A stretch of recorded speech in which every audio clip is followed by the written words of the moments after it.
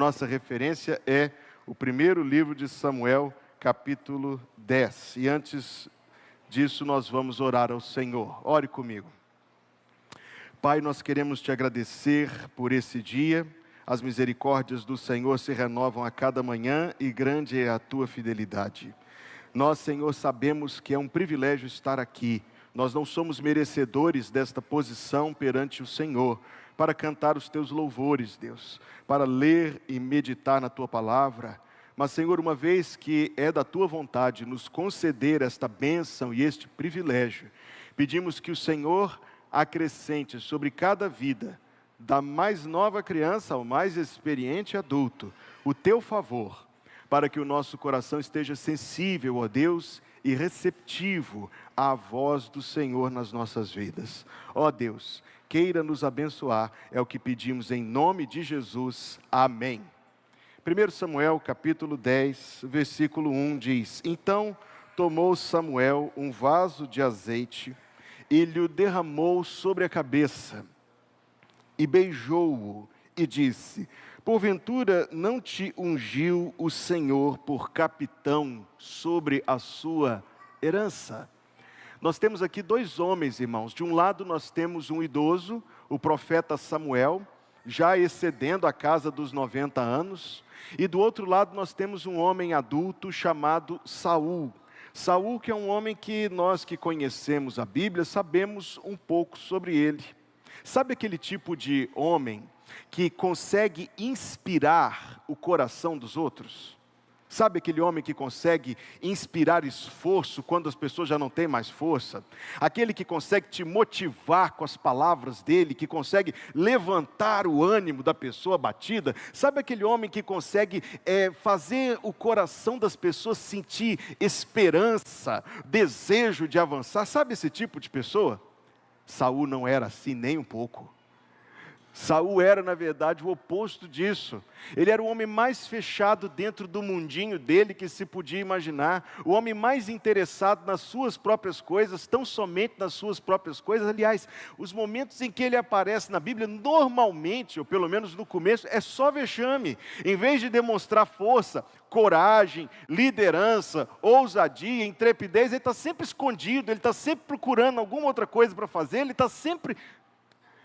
Repito, sabe aquele tipo de gente que anima, inspira, engaja? Saul não era nadinha disso. A ocasião como ele foi ungido é absolutamente formidável, porque ele foi ungido enquanto estava procurando as ovelhas do pai dele que estavam perdidas. Isso volta daqui a pouco. Aí um homem que estava com ele disse: Ei, tem um profeta ali. Saul, que não sabia nada, meus amigos, ele não era nem um pouco interessado em nada que tivesse a ver com Deus. Ele não era nem um pouco interessado em nada que tivesse a ver com a palavra de Deus. Saul, pensando que profeta era tipo adivinho, pensou assim: então vamos lá que ele vai nos dizer onde estão os animais que nós estamos procurando. Veja que coisa baixa, que coisa vil, uma coisa muito mundana, terrena. Não era um homem que estava ansiando como o sucessor dele no trono, que estava ansiando por ouvir uma palavra da parte de Deus. Não, repito, Saul não era esse cara inspirador, Saul não era um cara consagrado, não era um homem que tinha o coração muito voltado para as coisas de Deus. Na verdade, disso tudo, o oposto. E é por isso que a cena que nós estamos analisando hoje, e daqui a pouco eu farei os links entre esse texto e o momento que nós vamos ter daqui a pouco no culto, é por isso que essa cena é tão interessante, porque esse foi o homem que o povo todo escolheu, e aparentemente pelos critérios todos errados, e ainda assim Samuel recebeu uma palavra da parte de Deus, fazia parte dos grandes propósitos de Deus. Então vai Samuel, o profeta, um grande homem de Deus do passado, e unge Saul. De todas as pessoas, a menos provável, de todas as pessoas, a menos assim que você imaginaria, não, esse aí pode ser que seja. Não, nadinha, repito, nada. Esse foi o homem sobre quem foi derramado o precioso óleo sagrado do tabernáculo. O Senhor te ungiu para ser capitão sobre a sua herança. Em seguida, nós vamos observar que Deus colocou no coração de Samuel e nos propósitos de Deus para a vida do próprio Saul, alguns acontecimentos que se seguiram, acontecimentos por meio dos quais Deus estava tentando mostrar para Saul algumas coisas muito importantes. Israel não tinha tido rei, não até aquela ocasião. Saul foi inaugurar essa posição. Mas você precisa se lembrar, meu querido irmão, que naquele tempo, naquele contexto muito específico, não era uma mera posição política ou uma mera posição de poder. Antes, verdadeiramente um trabalho prestado a Deus. E é isto que estes sinais vão agora enfatizar e mostrar para nós. Veja o que aconteceu no versículo 2. Apartando-te hoje de mim, 1 Samuel 10, versículo 2. Acharás 2 homens junto ao sepulcro de Raquel, no termo de Benjamim, em Zelza, os quais te dirão: acharam-se as jumentas que foste buscar, e eis que já o teu pai deixou o negócio das jumentas, e anda aflito por causa de vós, dizendo: que farei eu por meu filho? Este versículo é um versículo muito notável, como você verá comigo. A primeira coisa que nós precisamos ver nele, você vai tomar uma notinha aí do lado e você vai escrever assim: Raquel. Depois você vai escrever do lado Mica. E em terceiro lugar você vai escrever Raquel. Raquel mesmo. E em terceiro lugar você vai escrever assim: jumentas, que não tem nada a ver uma coisa com a outra, tá certo? Primeira coisa que você vai escrever, Raquel. Preste atenção. Apartando-te hoje de mim, acharás 2 homens, preste atenção, junto ao sepulcro de Raquel. Raquel foi a esposa amada de Jacó. Raquel foi a esposa que teve naturalmente apenas 2 filhos. O nome do primeiro era José e o nome do segundo era... Na verdade, ela deu outro nome para ele, lembra disso? Ela colocou nele o nome de Benoni. Benoni foi o nome que ela deu ao seu filho, diz o texto em Gênesis capítulo 35, no seu último suspiro, porque ela veio a falecer no transcurso do parto. Com seu último suspiro, ela deu ao filho o nome de Benoni, que significa filho da minha dor.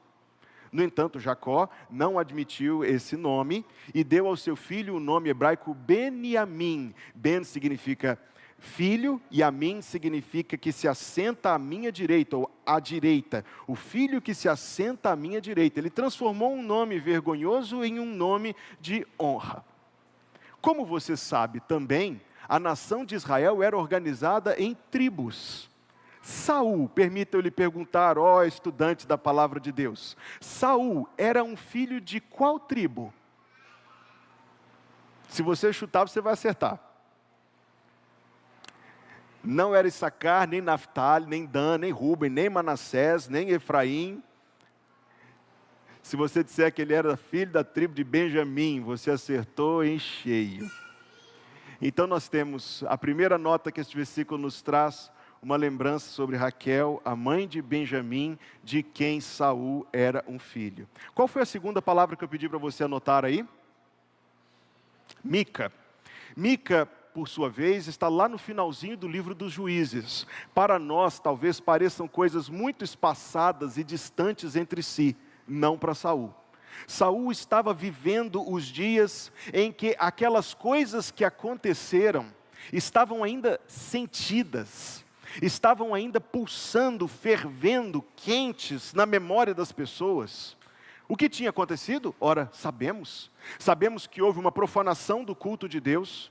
Houve um ato de violência que o horário não me permite entrar em detalhes, que terminou numa guerra civil. Os filhos de Israel contra os próprios filhos de Israel. De tal maneira, em conflito e guerra, que a tribo, novamente de Benjamim, quase foi exterminada. Só não foi exterminada por um relance, por uma providência de Deus que entrou no caminho e não permitiu que os filhos de Jacó matassem uns aos outros. Chegaram a jurar: ninguém vai dar as suas filhas como esposas para os benjamitas. Seria o fim. Seria o fim. Saul estava passando num lugar, feitas essas duas considerações, Saul estava passando num lugar que representava para ele um monte de coisas. E eu traduzo isto com a palavra consciência. A consciência de que sem a morte de Raquel, sem que Raquel tivesse dado a sua vida, ele não estaria ali. A consciência ainda mais grave de que sem ater-se fielmente aos princípios da palavra de Deus, as coisas podem se tornar absolutamente terríveis. Eu sei, queridos, é porque nós vivemos muito tempo depois, parece que está tudo aqui muito distante, muito espaçado, mas enquanto Saul estava passando, deixando Samuel e indo para o sepulcro de Raquel, ele com certeza passava por memoriais daquela guerra civil, ou talvez por um campo onde estavam sepultados os homens que morreram na batalha. Isto aqui foi um dos 3 sinais que Samuel profetizou. O acontecimento deste sinal tem a ver com a consciência. É que, queridos, agora escutem-me com muita atenção que nós vamos começar a fazer os links e as aplicações.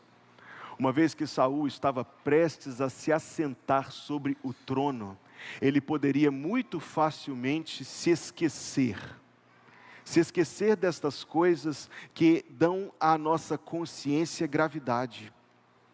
Se esquecer destas coisas que têm a ver com as nossas responsabilidades e deveres. Ele poderia, infelizmente, na história de Saul, tal coisa de fato aconteceu. Ele se ensoberbeceu, ele se inflou. Ele esqueceu, na verdade, que um líder que transgride contra o Senhor, como nos dias dos juízes, pode fazer um mal terrível a todo o povo de Deus, uma guerra civil que quase extinguiu a linhagem dele próprio. Ele esqueceu que alguém teve de dar a sua vida para que ele pudesse estar ali, e essa consciência sempre frisa e enfatiza como nós devemos ser leais, firmes, fiéis no cumprimento dos nossos deveres. De fato, o sinal foi claro, mas Saul perdeu-o de vista. A terceira coisa que aconteceu ali, eu disse Raquel, eu disse Mica, eu disse jumentas. E esse sinal veio para mostrar, Saul não entendeu isso nem um pouco, mas veio para mostrar que ele tinha sido separado daquele trabalho.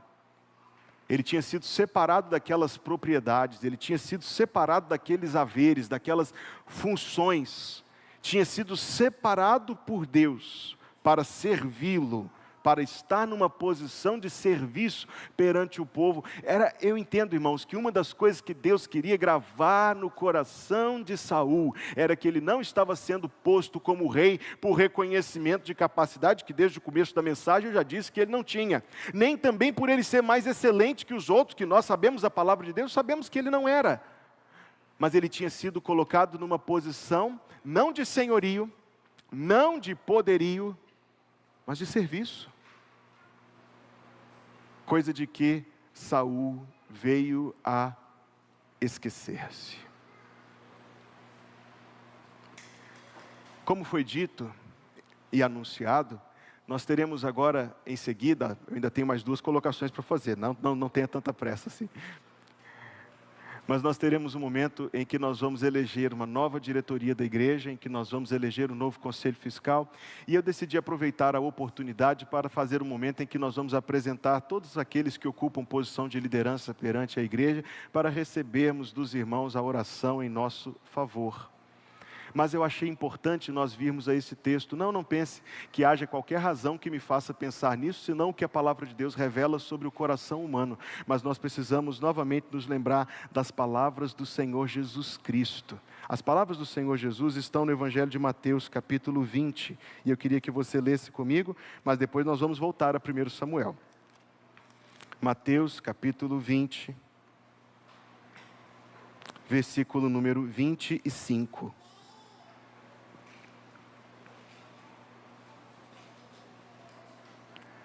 Que diz, Mateus 20, 25. Então Jesus, chamando-os, os seus discípulos, para junto de si, disse: bem sabeis que pelos príncipes dos gentios são estes dominados, e que os grandes exercem autoridade sobre eles. Não será assim entre vós. Mas todo aquele que quiser entre vós fazer-se grande, seja vosso serviçal. E qualquer que entre vós quiser ser o primeiro, seja o vosso servo. Bem como o Filho do Homem não veio para ser servido, mas para servir e dar a sua vida em resgate de muitos. Aquilo que não vemos em Saul, vemos no Senhor Jesus Cristo. E aquilo que vemos nele, ele quer ver em todos nós. Uma consciência de que nossa posição nos planos de Deus, e a palavra principal aqui por hora é consciência. Uma consciência de que nós não somos o ponto final da história. Uma consciência de que a vida não se resume a nós mesmos. Uma consciência de que os planos de Deus são muito maiores do que aquilo que podemos compreender.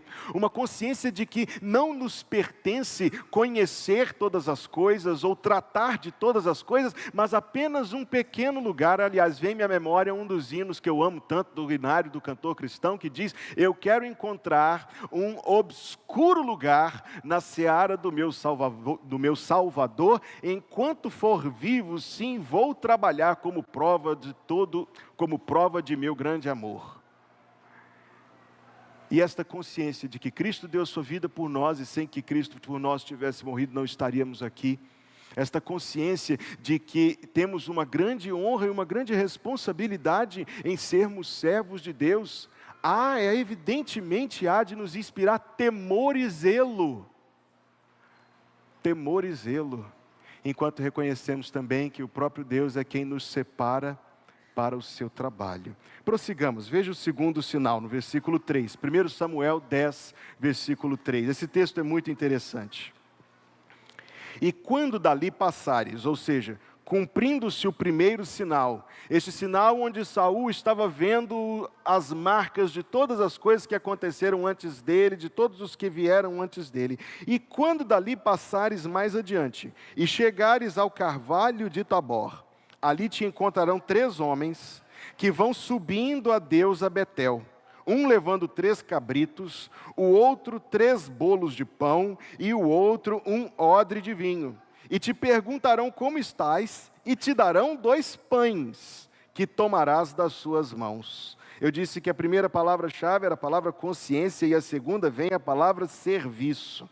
Os homens estavam subindo para o culto, estavam levando os itens a ser oferecidos, 3 cabritos, 3 homens, 3 cabritos, 3 bolos de pão, um odre de vinho. Eram as libações lá do livro Levítico, eram as ofertas do tabernáculo.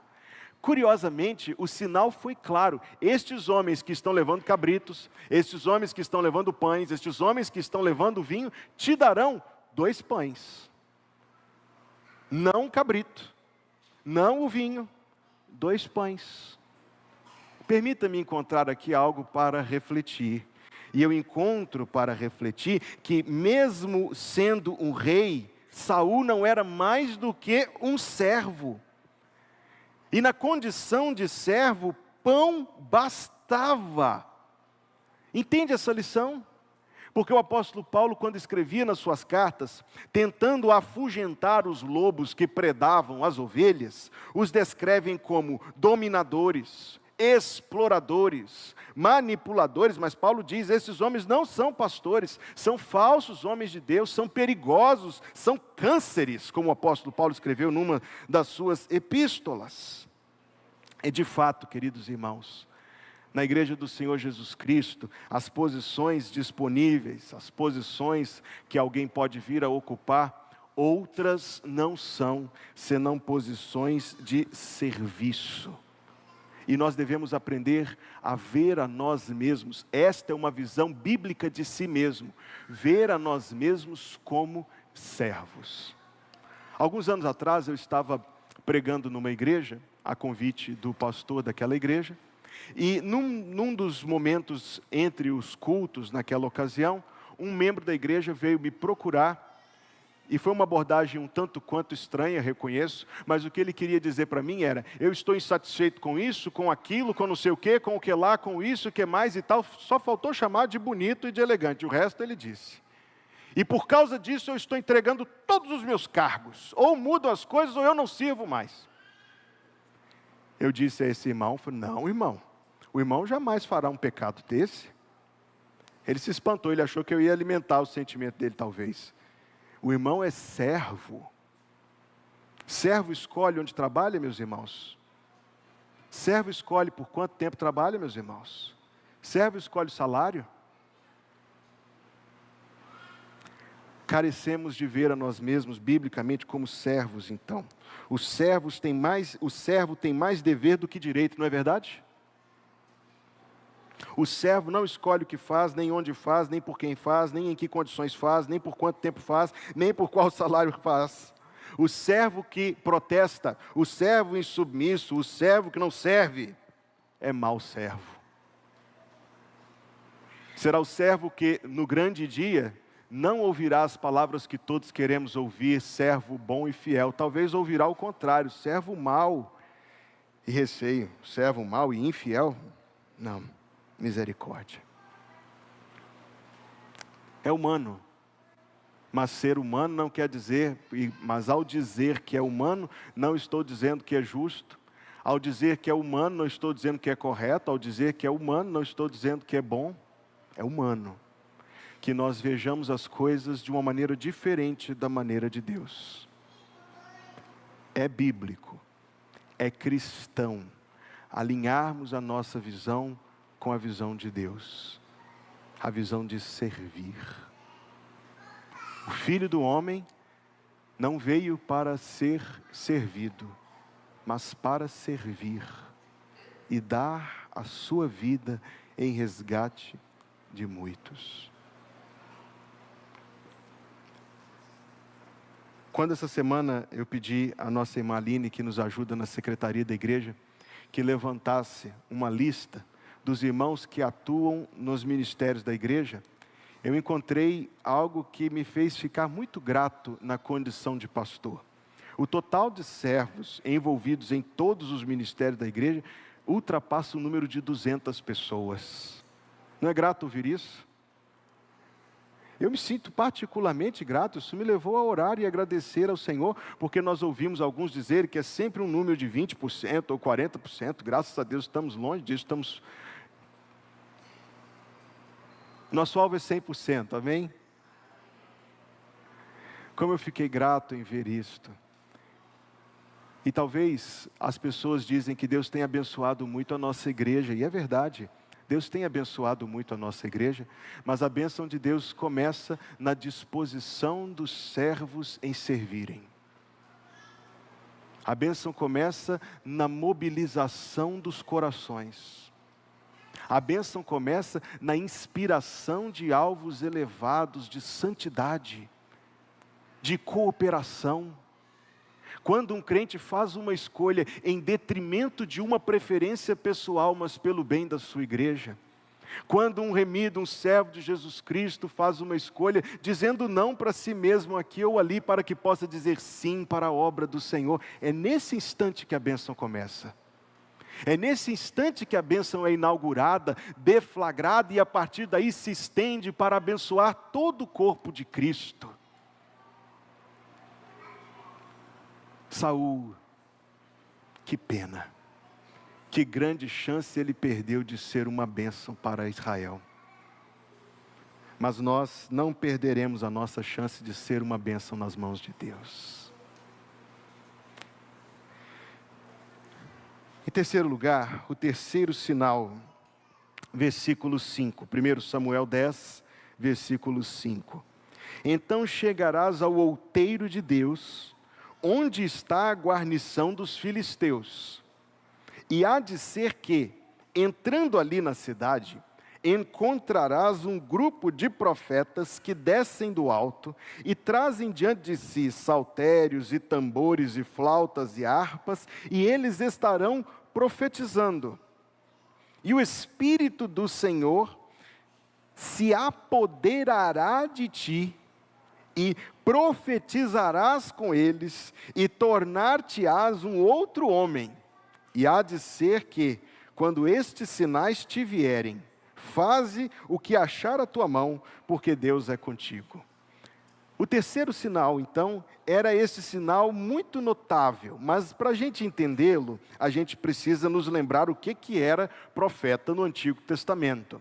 Sabe aquelas ocasiões em que a palavra tem vários significados, tipo ponto, manga, caixa, selo, palavras que significam deveras coisas, muitas e muitas coisas? Assim é a palavra profeta. Alguns de nós vimos lá, quando nos encontramos com Jesus Cristo, com essa palavra na cabeça, significando adivinho, prognosticador, isto é, aquele que diz o futuro, alguém que fecha os olhos, meio que coloca o cérebro assim no piloto automático e começa a falar algumas coisas, e meio que acima ou além do racional. O conceito bíblico, agora vamos para a palavra de Deus. O conceito bíblico de profeta é outro, sempre foi outro, tá certo?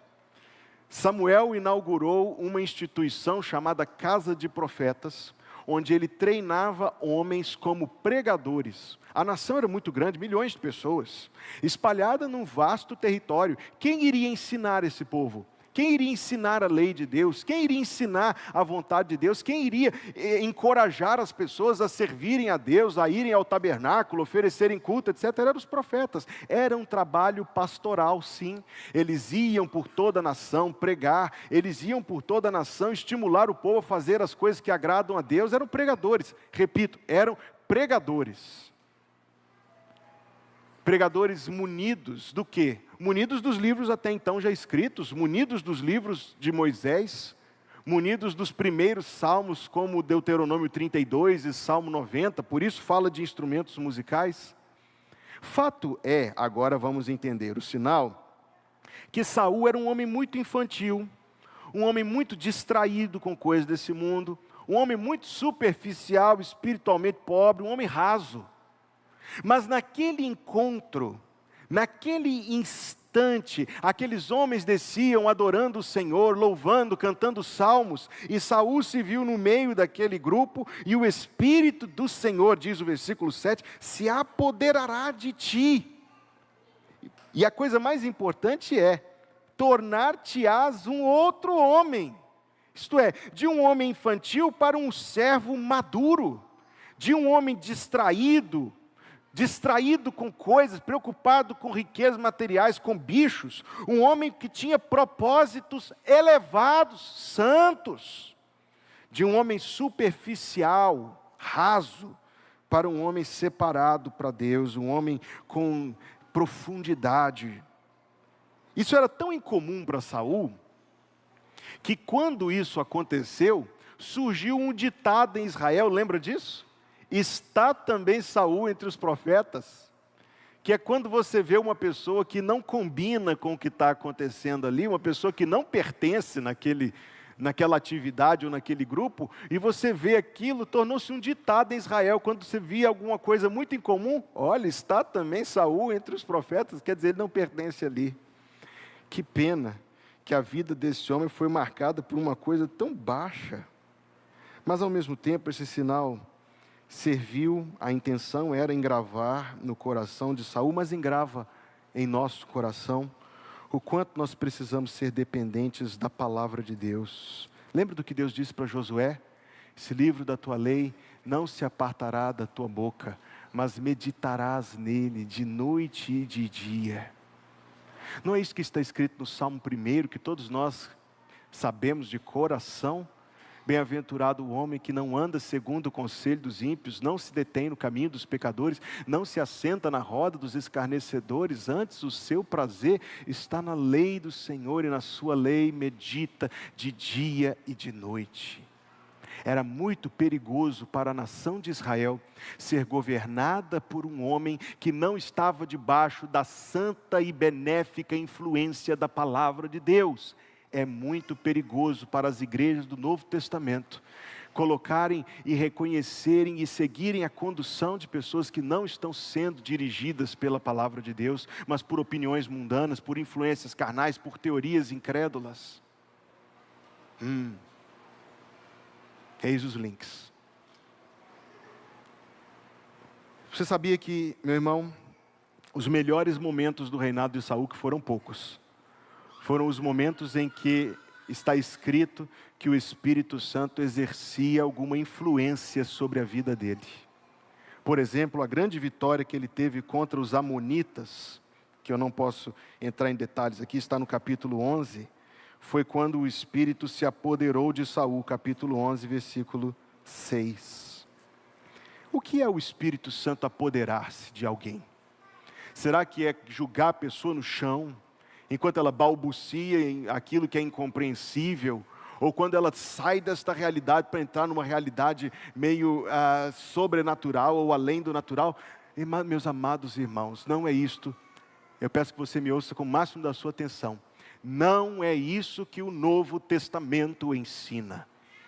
O ensino do Novo Testamento é que a pessoa cheia do Espírito Santo é a pessoa cheia da Palavra de Deus. Coloque ao lado o texto de Efésios 5 com Colossenses 3. A pessoa cheia do Espírito Santo é uma pessoa certamente que tem temor de Deus. A pessoa cheia do Espírito Santo é a pessoa que está caminhando na semelhança do Senhor Jesus Cristo. A pessoa cheia do Espírito Santo é a pessoa que pratica a vontade de Deus. Aí nós podemos enxergar. Eu lembro de ter ouvido, você deve ter ouvido também, eu imagino, o Augustus Nicodemos, alguns anos atrás, dizer: não pense que a pessoa cheia do Espírito Santo é o que grita, o que pula, o que cai. Cheio do Espírito Santo é o que ama a esposa e os filhos, o que paga as contas em dia, o que cumpre o seu horário de trabalho, o que faz as coisas de Deus. Eu concordo com algumas críticas de que isso pode ser um enfoque excessivo em obras, naquilo que é exterior, mas você entendeu a essência do que ele quis dizer. Cheio do Espírito Santo não é uma onda de emoções, mas um constante compromisso com Deus. Um constante compromisso com Deus. Devo concluir, inclusive, por causa do tempo, mas preste atenção no versículo 7. Quando estes sinais te vierem, faze o que achar a tua mão, porque Deus é contigo. Nós, amados irmãos, estamos prestes a ter, como eu já disse nesta mensagem, um ato e um momento muito importante, em que nós vamos votar e eleger a nova diretoria e conselho fiscal da igreja.